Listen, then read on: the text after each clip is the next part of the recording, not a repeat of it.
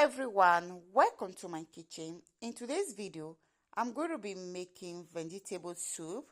To begin, we'll be making use of goat meat that is already washed and clean.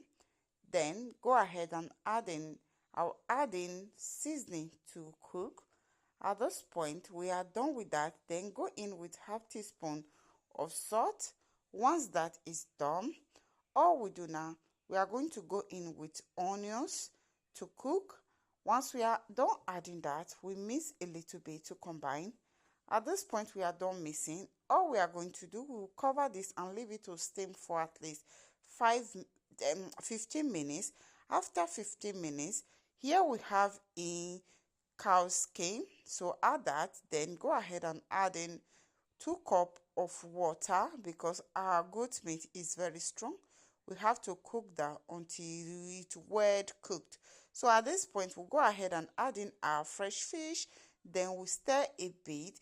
Then cover this and leave it to cook for at least 30 minutes. After 30 minutes, our meat water has already dropped down a bit and our meat is well cooked. It's time to introduce our stockfish on it. This stockfish, I already soak it with warm water. Is very soft. So at this point, we'll go ahead and add in our catfish. Then once that is done, add in iru, that is locust beans. Then add in our blended tomatoes with onions and crayfish that I blend together. Once that is done, we added pepper, we added red oil, then mix together.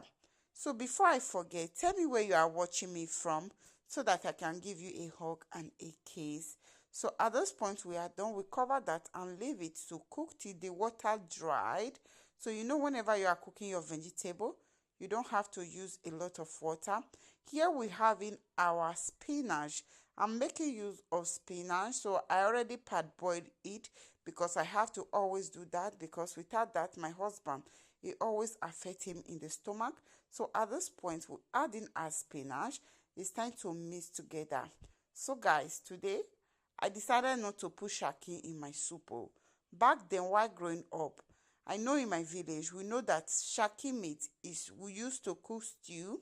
So in this Europe, I find out that you can use it to cook all kinds of food.